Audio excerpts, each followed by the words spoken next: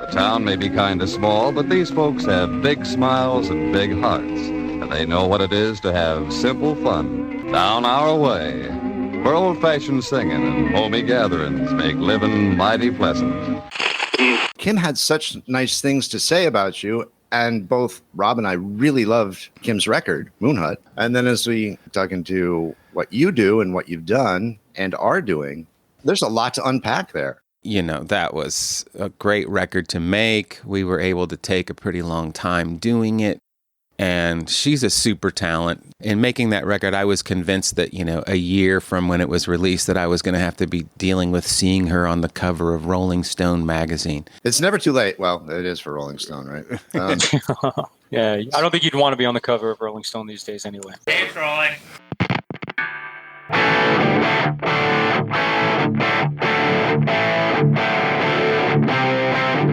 Welcome to Abandoned Albums, the documentary podcast where we take a closer look at some albums that may have been forgotten about over time, and some albums you might not even know existed. I'm your host, Keith R. Higgins, and joining me once again is Rob Janicki. Hey, Rob, how are you? Hey, Keith, how are you? I'm good, Rob. I'm good. At last, the film you thought you'd never have to see. The staggering story of the punk group that wrung the neck of rock and roll. No one is innocent, but some are more guilty than others. Are you part of the great rock and roll swindle? On this episode of Abandoned Albums, we talk with producer Paul Mahern. Now, Paul may have begun his career as a teenage brat, his words, not mine, as the frontman for the seminal punk rock group Zero Boys. But he would go on to become a Grammy-nominated producer and engineer, working with artists as varied as the Judy Bats, Afghan Whigs, Iggy Pop, and John Mellencamp. But Paul isn't only a musician, producer, and engineer. He's also a music archivist and college professor. He teaches 2 classes at Indiana University, one on record production and the other called The History of Punk Rock. And I'm sure there are loads of things he does that we didn't get a chance to talk about. Paul took time out of his schedule to talk with Rob and I about Zero Boys and their debut album, Vicious Circle, about punk rock, about Indiana, and a whole bunch of other things. So here's our conversation with Paul Mahern. Thank you, Paul, for joining us. You're very welcome. Thank you for inviting me. Let's talk about Zero Boys. Okay. How did you guys come together? So we're from Indianapolis, Indiana. I was in high school bands. I was recruited basically out of my high school band by the guys that were forming the Zero Boys. They were all, 25, 27 years old, and I was 16, 17 years old. So it was a pretty educational situation for me. They'd all been in bands, touring and doing things, and were real musicians. And then I was just like a snotty kid who thought he could be a singer. And so it was a really good combination for a punk band. How did you, in Indianapolis, discover that type of music? I lived in Chicago and through 8th grade, and I think that would have been 76. And so before I left Chicago to move back to Indianapolis, where my family was, you already started to see some like Ramones records sneaking out and stuff like that. So I think that gave me a little bit of an advantage. I also knew about Cream magazine. I used to go to the record store every Saturday. And so when I came back to Indy, it was my mission to like find the one record store that had a punk section and where I could buy Cream magazine. And so that really, I think Cream magazine more than anything else. In order for me, before I could drive to get to the record store that sold the punk records in Indianapolis, I had to take 2 buses. So it was like a whole Saturday affair. You'd get up, take one bus, transfer, take another bus, and you'd end up at this record store and you'd hang out as long as you could, talking to the older guys about what was cool. And that's really how I got my education in not only punk, which at the time was Nevermind the Bullocks had basically just come out. There was a couple of Ramones records out, maybe there was a Blondie record, but you'd talk to these older guys, they would be like, okay, so do you know the Stooges? Do you know the MC5? Do you know Brian Eno? And that's where, that's how I got turned on to it. And I was in a high school, 5,000 kids in this high school. I was the only punk in the high school. And at the time, I was wearing a leather jacket and had kind of a spiky haircut, and the kids would call me Fonzie because they had no idea. They had no reference, which I loved that. I mean, I loved the fact that, like, what I'm doing is so remote to these people that they think I'm being Fonzie. That's funny. That's how I got into it. And then, it changed the way that I hear music. But up to that point, I was really into bands like Black Sabbath and Aerosmith and, of course, the Stones and Elton John, the Beatles. But punk came along and it kind of laughed at my record collection. Like, that was kind of the appeal, that it was just like never mind the Bullocks, the first Devo record, they kind of, in some ways made the rest of my record collection obsolete for a few years because of that, because it was just so new and so interesting. Did radio or college radio factor into your exposure at all? No, unfortunately. In the Midwest, I don't think there was a lot of commercial radio that was playing that stuff. There was the rock radio stations. I mean, I grew up on listening to the radio, but it was all like riff rock stuff. And then kind of like really watered down progressive rock stuff. Sure. But every once in a while, like I feel like if you wanted to hear punk stuff, you had to listen to Dr. Demento, which was like every Sunday night or whatever, like a 1 hour show. And he might play like an adverts record, looking through Gary Gilmore's eyes or something like that, And then every once in a while, they would have these, there was a station called WNAP, and they would do like a new album show. And I think that they played the B-52s record on there once. But I mean, I was already in by that point into that stuff. There are a couple of colleges, pretty big colleges. Well, there are several in Indiana, but sure. Bloomington, Indiana, which is where I live now. That's where Indiana University is. Mm-hmm. And I actually teach a class at Indiana University called The History of Punk Rock. I can relate so much to the story you just told about how you found punk rock. I was a metal guy, Sabbath, Iron Maiden. And then I had a friend who introduced me to, and you mentioned already, Iggy and the Stooges. And it takes what you were listening to before. And your sound, the Zero Boys is so perfectly reminiscent of like that early punk rock sound. It almost sounds like you guys came from Southern California, like that early 80s Southern California punk sound. Well, I mean, in all honesty, we were kind of a Ramones-ish sort of band, kind of a Pistols Ramones band at first. We put out this EP called Living in the 80s. The material's a lot slower. It's a lot, kind of standard punk. And then we heard Group Sex by the Circle Jerks. We heard Fresh Fruit for Rotting Vegetables by the Dead Kennedys. And probably the most influential record on us at the time was Germ's GI. So you're hearing us on Vicious Circle go okay, well, this is what we do. We're actually an American hardcore band, right. We're not a punk rock band, and so all the tempos went up, 30 beats per minute, and we really found something that really worked for us. But there's a lot of riffage on that record. It's definitely a pop record. I think it's a really early, some people might even consider it kind of a pop punk record. It's real thrashy and fast as well, but it's very melodic. So there's a lot of influences coming together. But yeah, that's where the SoCal influence, it is there. The sound you just described, the bass has a huge influence on that record. It's almost the lead instrument in some songs.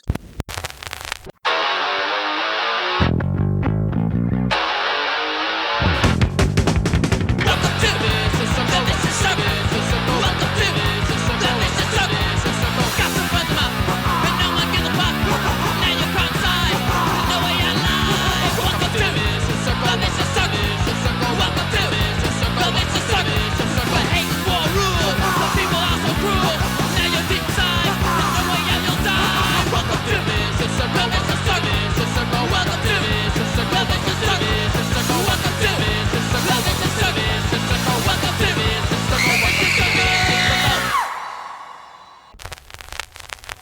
I love it. But it is interesting that you guys are from the Midwest and you've got those, New York sounds, the Southern California sounds. It's really cool. The bass player on that record is phenomenal.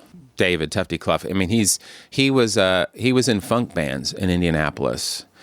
So he would have played in some of the same venues as like Babyface and bands like Manchild and stuff like that. He was kind of from that scene. So he's doing funk riffs at 90 million miles per hour. And that's pretty unique for a punk band, I think. Exactly, right. The things there are to see in this Middle West. A mighty big chunk of history got started right here. From rail splitter to president. But life must have been pretty rough in those days. Yeah, I get a whale of a kick out of places like this. How soon from formation did you go in to record the record? So we formed, probably played like 2 or 3 shows where we were playing mostly covers. We wrote the EP during that period of time. So as soon as we had 5 songs that we could record, we went into a little 8-track studio and recorded them in a day, and then put that out ourselves. And that was the Living in the 80s EP. And then our original bass player left. We got a new bass player. We kind of started to get faster. And then we went into this hibernation period that I just think is extremely important. And I tell young musicians this story all the time. We rehearsed every day for probably a month in our friend's garage. We had a space that we could rehearse in, and we had a 4-track recorder. We pre-recorded everything. We demoed everything every day, probably 6 to 8 hours a day. We worked on that record. And then we went into the studio. The band at this point is really probably only about 1.5 years old. And we went into the studio and we recorded that whole record in one day. Oh. So it's just rehearse. No editing. No, nothing. I mean, and I feel like that you can feel that. If you know that, there's a sense of urgency because we didn't have any money. Yeah. But we found a really nice studio and a really talented engineer who knew nothing about punk rock, but was really willing to learn what we were trying to do. And we cut the record in a day, all live except for background vocals and guitar overdubs, and mixed it the next day. Whoa. That's incredible.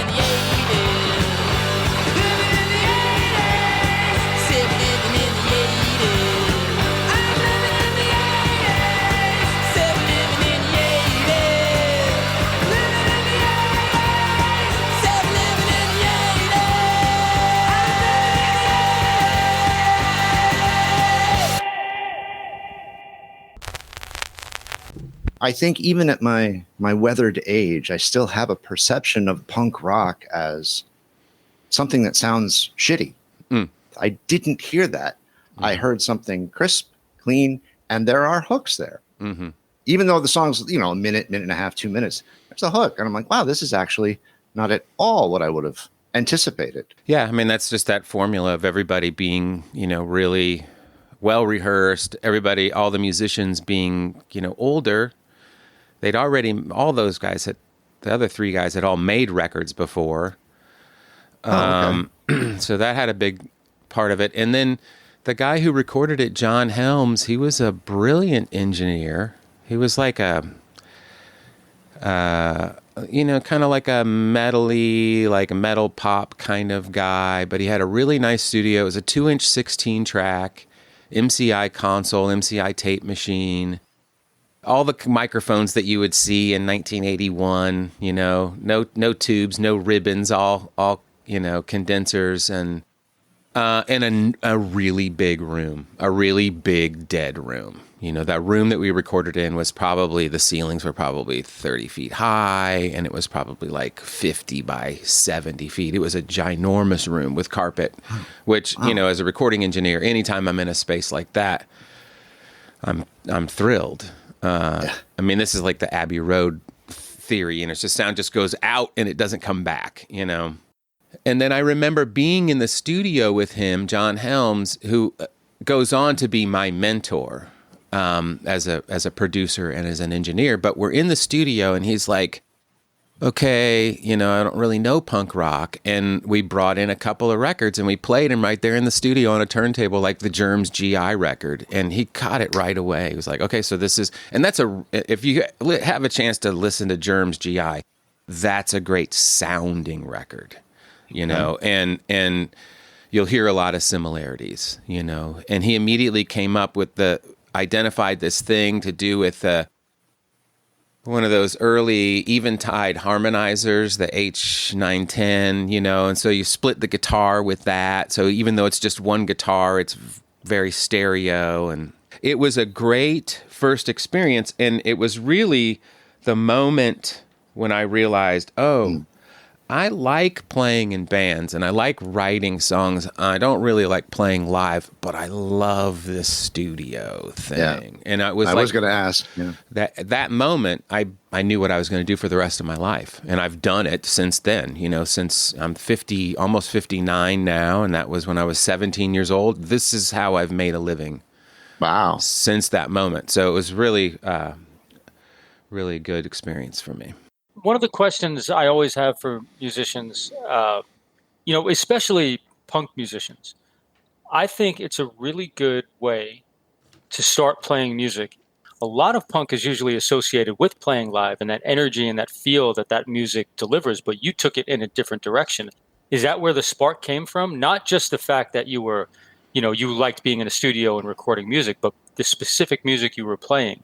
Like this was a really good stepping stone. Does that make sense? Yeah, it makes complete sense. So one of the things that I got from punk rock, and I think is, one of the most important lessons that punk rock can give anyone, is the whole do-it-yourself ethic. And so, by the time I went into the studio to record our album, we'd already put out our first EP. We pressed them ourselves. We stuffed them in the plastic ourselves. It's just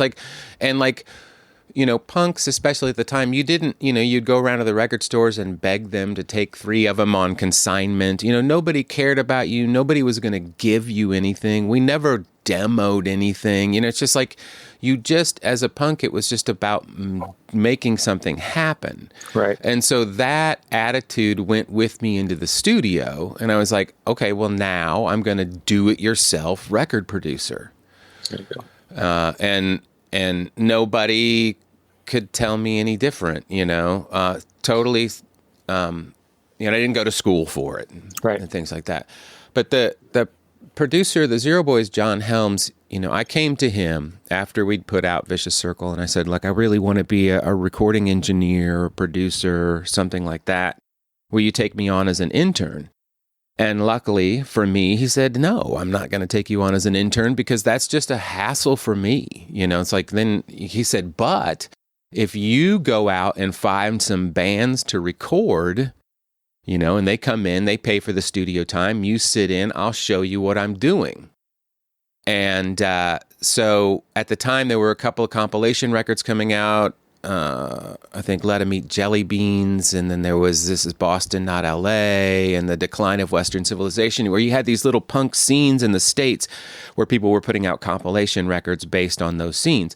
And I said, well, there's not really one for the Midwest, so I came up with a plan to make a record called The Master Tapes. And I got some friends from Dayton in this band Toxic Reasons, some guys from Chicago in a band called Articles of Faith, a band from Milwaukee called Die Kreuzen, a bunch of other Midwestern bands. And we would basically, book the studio on the weekend. A band would come in, we'd record them, mix it, next day, different band. And so I was never an intern. I was immediately a record producer. I was the executive producer. I released this material on my own label. I produced it. By the end of it, I was engineering it and mixing it. Wow. Yeah. That's pretty impressive. That's, I tell young engineers all the time, I deal with a lot of them at the university, it's just like, it's all about your reel, man. It's all about what you've done. It doesn't, you got to make something. Did you want to stay in punk? Did you just want to record everything? What were your aspirations? I did started to burn out on punk. I think that by 84, 85, punk was kind of going in a couple of different directions, and it was becoming like more metal. It was becoming more aggressive, and so I kind of started to lose interest a little bit in that, and so I became much more interested in other kinds of music, got really interested into kind of 60s psychedelic stuff from the late 60s. And also, I had my first kid when I was 20 years old. So, once you have a child, you don't get to really just be like, oh, I only produce punk rock records. It's like, no, I would imagine no. At that moment, you're like, I'll record anything for money. And that's what I did. And I got involved in the kind of gospel scene in Indianapolis, which is really huge. And then just recorded R&B stuff and gospel stuff and anything that I could record. Right around that time, Mellencamp, who I was not a fan of, I didn't really think a song like Jack and Diane was giving us anything, but he released that Scarecrow record, which has got Scarecrow and a bunch of Minister Memories, I think is on that. It's a bunch of great songs. And I remember hearing that on the radio and honestly thinking, this is fucking great. This is really, really good. This is combining a lot of the elements of like kind of the 60s folky psych stuff that I'm getting into, but it's also new. It was like Americana before we really even understood what Americana was. And I think at that moment in time, I actually became a fan of his and thought, maybe someday I'll get far enough up on the ladder as a Indiana-born recording engineer that I'll be in the studio with him. And then I moved to Bloomington a few years later, and I was working on Kim's record, on the Moon Hut record, and his guitar player owned the studio that I worked at. And just one day, their engineer, who was traveling up from Nashville, couldn't make it, and they needed to do a recording. So I went into the studio, and I've probably worked on 5-6 Mellencamp records. But I think that John and I have a lot of mutual respect, and a lot of it comes from our musical taste. Mellencamp's a huge Stooges fan. What? Yeah. Never would have put huge that together. Stooges fan, New York Dolls, MC5. He can talk about all of that stuff. He can talk about Husker Du. He can talk about the Replacements. A lot of the stuff that I was into. And so I could play him stuff, he would play me stuff, and we had a great rapport. And I think that was a part of both of us enjoying working together. And he's a perfectionist. He's extremely tenacious, the most tenacious artist I think I've ever worked with. And so I think that is the reason that he's had a very lengthy career. Right now, probably John Mellencamp is at home writing a song. Yeah. And like every day. I think the tenaciousness that you're speaking of, or tenacity that you're speaking of, comes through in his music, or at least it does to me. You can hear a song like "Warmer Place to Sleep," almost punk-like vibe to it. Yeah. John, I don't think that John would identify himself as a punk, but he's certainly well aware of everything that came to us through punk rock. He would probably say it's just rock and roll. It's just a name that they stuck on it. But, it is an attitude, too. It doesn't have to be a sound, necessarily. Punk is, in my opinion anyway, it's a mindset, it's an attitude, it's a work ethic. Yeah. I mean, of course, when we talk about music, people do label music, we label sounds because it's just easier for conversation. R&B or hip-hop, you say the word and you know the kind of music you're talking about. Punk has an attitude associated with it for sure. And punk bands, the good ones, were really prolific. They wrote a lot. They played a lot. They toured a lot. He certainly did all of that in his early days. So you can almost see and feel that energy, and the sound has nothing to do with it. And it's interesting for you, Keith, because I know what a big fan of Mellencamp you are. So now you have to be more of a punk fan. I'm okay with the ethos and around it. It's just the music itself I struggle with sometimes. I'll get you there. Because I teach this punk rock class, I mean, the whole thing is like, what is punk? I mean, I have to lecture like for a whole semester about like, what is punk? And then kind of describe to these kids who, if they're lucky, they have an uncle that listened to Blink 182, That's how remote they are from like what I understand to be punk rock. And so, yes, there's this attitude, the cynicism, the anarchic attitude, and things like that. Sure. And you hear that in Masters of War by Bob Dylan. I mean, it's like that's a Absolutely. Punk song. It's not a punk rock song. It's a punk song. And so there's a lot of folk songs, a lot of talking blues songs that you could say are punk songs. So you actually have to take the combination of that and then the combination of rock and roll and bring them together. And this is why, to me, the epicenter of punk rock, like 'em or not, is the Sex Pistols.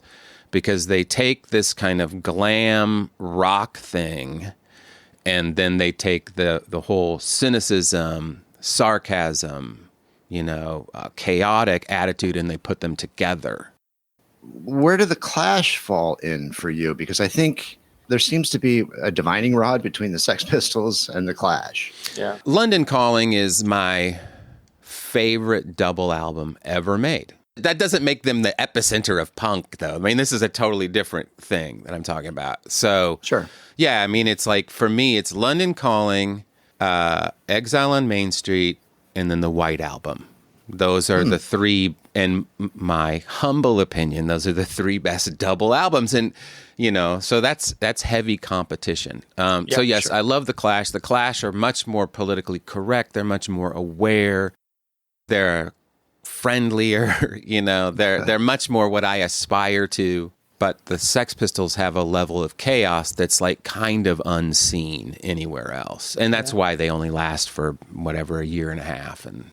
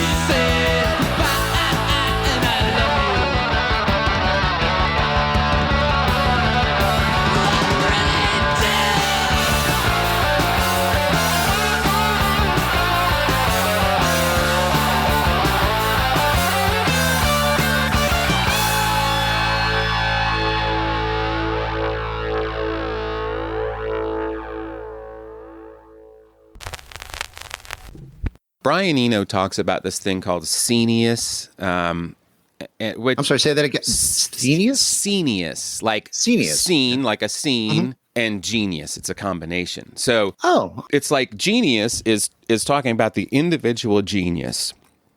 And he's much more eloquent about this than I can be. But, so we have these people like Picasso and Da Vinci and Albert Einstein. And we want to concentrate on this like these were the geniuses. These are geniuses as if they operated in a vacuum. But these people don't operate in a vacuum. There's other artists, there's other mathematicians that they're working with and inspiring each other. And in the world of music, the scenius is so important, and it's so important to record making. So the Beatles, right?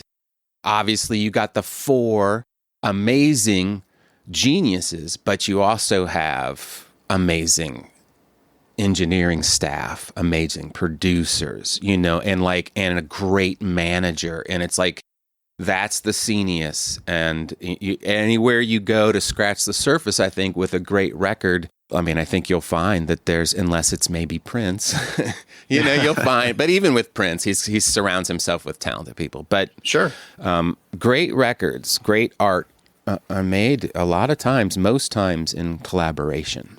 One of the aspects of genius, I think, is having the ability to pick the people around you. Oh yeah, to be just as good, Yeah. And that's a skill. Yeah, that's John Mellencamp.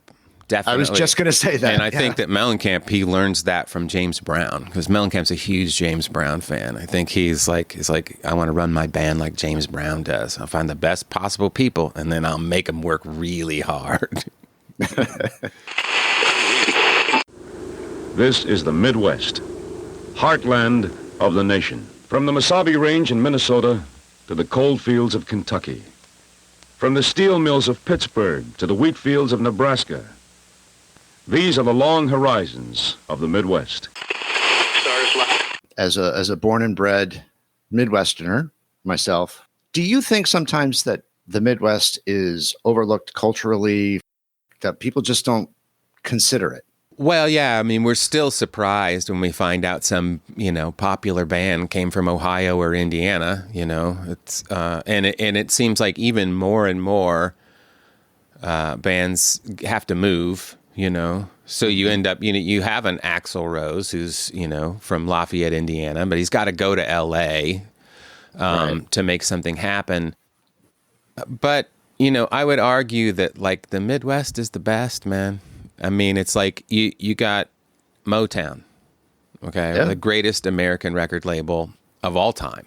The greatest story, the greatest interracial story, had huge impact on civil rights, born out of a time where the country was very prosperous. So you have 1950s Detroit. The school system, the public school system, the music programs were so strong. And that's what created that talent pool that Berry Gordy was able to use to create Motown. So you've got Motown. And then also from Detroit, you've got the Stooges and the MC5 and these bands that were not hugely popular at the time, but have gone on to be as influential as any band that sold millions of records at that time. For sure. So I think the question for me is why the Midwest? Why does the Midwest produce this amazing stuff? Even though a lot of people in more modern times end up having to leave the Midwest still. If you look at, the really great records, the really great media that's made, a lot of time these people come from more remote communities as opposed to growing up in Los Angeles or growing up in New York. I think the question is why? And I think that one of the answers is because it's boring as fuck in the Midwest. I do want to ask you about one Midwestern punk band. Rob and I have talked about these guys before. Death. Oh, yeah. They sort of predate the Pistols and, even the Dolls to a certain extent. If I remember, my reference point is only the documentary. Yeah. So, they not only do they predate those bands, but they sound like punk bands from a later era. Yeah. You know, like, so that I think it's more appropriate to say, well, they predate the Bad Brains, you know, which puts them 10 years ahead. Yeah. And when you know, with a podcast like this, you know, that particular record fits perfectly in with the title of your podcast, because that is truly, you know, a band that had to abandon what they were doing because they were just, I just don't think the world was ready, certainly not the record industry and the way they were going about it. And because they didn't, you know, maybe they didn't have the same sort of DIY kind of like energy behind them, because the punk thing had really already started, you know. I did a radio interview last year on public radio about my punk class, and the woman who was interviewing me, she said, well, you know, I was really surprised when I investigated punk for this interview that there were many more women in the punk scene than the rock scene. Why do you think that punk gave space to women? And I was like, that's not how punk rock works. You don't get space, you fucking take it. You know, and that's why there are, you know, very important, very prominent female figures in the classic punk scene. They don't dominate, but, you know, there are a lot of very important ones from the very beginning, because who was going to tell them no? You know, and like Viv Albertine, the guitarist of the Slits, you know, who's a great author, she said that she never thought that she always thought that women in rock and roll were just groupies, that they couldn't be the musicians, until she saw the Sex Pistols. Now, this is an amazing story to me. There's no women in the Sex Pistols, but it was just like that thing of like, well, fuck, anybody can do this. You know, if this is, you know, if this people are paying money to see this, I can do this. And so, you know, I have an attitude about the record industry, you know, anyway, that I've had pretty much my whole life. So if the record industry says that there's not space for you, who cares? You know, you gotta do it. Mm-hmm. Yeah. No, I agree with that. I do want to ask you, I actually had to copy this really quickly. This is your project, The Archives of Traditional Music? Oh, yeah. That's interesting. What interests me, I'm going to quote off your wiki, your work involved all aspects of transferring analog sources to the digital realm, including everything from restoration and repair of old tapes and discs to digitization and metadata management. My question is, in today's modern recording environment, you might still record on tape. What do you do in that case if it's just a raw digital recording? I'll try to make this as brief as possible. So yes, I worked for 2 years on an NEH-funded project at Indiana University at the Archives of Traditional Music, trying to figure out the best way to digitize old carriers. And so this was discs and cylinders and magnetic wire and tapes and, you know, like baking tapes and cleaning discs and using a microscope to measure the size of the grooves of old instantaneous discs so you could figure out which needle to use to play them, because you didn't want to play them more than you had to, you know. So it was a very interesting, very deep, very scientific project that produced this document called Sound Directions, which I'm sure has been updated since I worked on it. And then to move on to the second part of your question, yes, so Born Digital creates a whole different set of problems, but it still needs to be dealt with.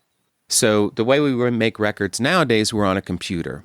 We're punching in, we're doing edits, we're moving stuff around. It's not final until you print that final mix. Okay, so now you've got your final mix. But what about this hodgepodge of crazy bits and pieces that are being stitched together by this DAW, Pro Tools or Logic or whatever it is?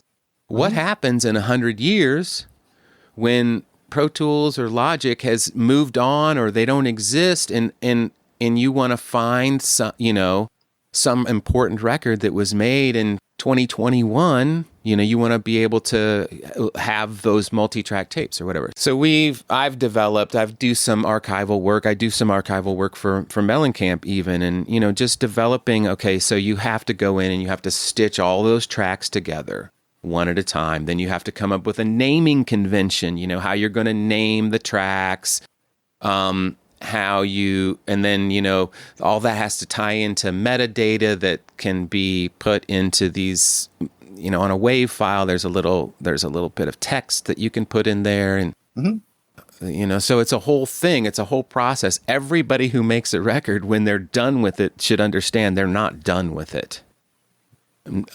Hardly anybody does this. I'm sure the major labels do. I'm sure that, Billie Eilish's records are properly archived, but most records are not. And I think that it's going to be unfortunate in 50 years or whatever when people want to revisit that stuff, and maybe those tools won't be available.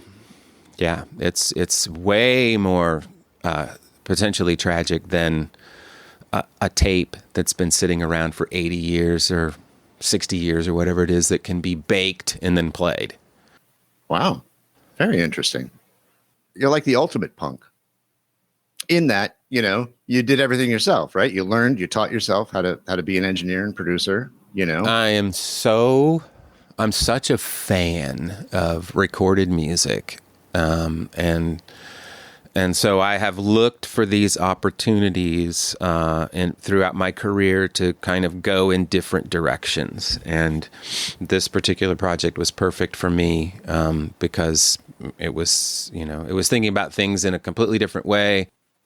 And I also got to listen to some amazing recordings, from, 100 years ago, and then realize, well, this was done with one microphone, and it's amazing, and then that really gave me a perspective on my job, because I grow up in the multi-track analog world, 16 track, 24 track, you got a bunch of microphones around the drums and stuff. And here I'm listening to this recording made in the Congo in 1952 with one microphone. And I'm like, this is better than anything I've ever done. It's like all of that stuff means very little. Simplicity, right? Sometimes that's the key. And the question I wanted to ask you on Vicious Circle, I think there's 16 songs, right? That probably, yeah. And under 30 minutes. Oh yeah. That is a very punk rock thing. But I find it interesting, and I wonder if you do as a producer what your producer and engineer brain thinks, because of streaming and everybody's writing to an algorithm, songs are getting shorter. Mm-hmm. The choruses are coming real quick, or sometimes they're right up front. So when you produce a song, is it more fun for you to kind of tackle, a 5-minute kind of weird song with no true chorus or just a weird thing? Or do you prefer this, 2-minute and 7-second blistering song? Where does that sit with you? Which do you like better? Yeah, that's interesting. I like both. I'm not a big fan of big, long songs unless there's something interesting going on the entire time. And that doesn't mean that there has to be a bunch of things shifting and changing. I mean, I'm a big fan of a lot of Dr. Dre's work where, it'll be a 4.5-minute song and it's one loop basically over and over again, but it's hypnotic and it really works. It's harder, I think, to keep people interested for that period of time, So, I don't know. It just depends on what kind of music it is. I'll listen to, world music stuff that's where the material's a lot longer and it just really makes sense. It just depends on the instrumentation and all that kind of stuff. I think the TikTok thing is awesome. It's where people will just take one little piece of a song, that's that maybe if you heard the song, it would just kind of go by. But then it gets on TikTok and people keep using it. And then that one little thing has a life of its own. And it's just one little snippet that's taken out of another song. This is a whole new way of people experiencing music and sonics. And as a sonic adventurer, I dig it.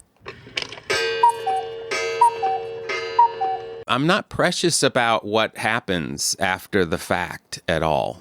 You know, I've always been a big fan of sampling and manipulation, and it's not what I do because that's not my skill set. But, you know, when people do it and do it right, I'm like, wow. Agreed. You'll get no quarrel from me on that one. Thank you, Paul. Yeah, thank you, guys. I appreciate your time this afternoon. All right. Thanks, guys. Bye, man. Thanks, Paul. Take care. Take it easy, man. Bye. Bye-bye.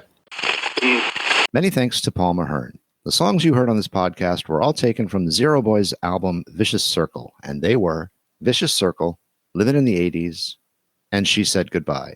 Vicious Circle is available to stream wherever you stream your favorite music. Special thanks to Ronnie Barnett and Kim Fox. Please be sure to check out the episode notes. We'll have links there for all the stuff that you're probably scratching your head about now. Abandoned Albums was recorded at Thunderlove Studios. Produced and written by Keith R. Higgins and Rob Janicki. Engineered and mixed by Steve Beasley. Edited by A.J. Royce. Original music by Mike Pellegrino. If you like what you've heard, please be sure to subscribe and leave us a rating. It really does help. Thanks for listening. At Twitter, we are at Abandoned Albums, and on Instagram, we are at Abandoned_albums. Many thanks to Bailey Leaf, Rob Janicki, S.W. Loudon, Michael Janicki, Steve Beasley, Mike Pellegrino, Tharina Bella, Peyton Janicki, and of course, our executive producer, Rufus Thunderlove.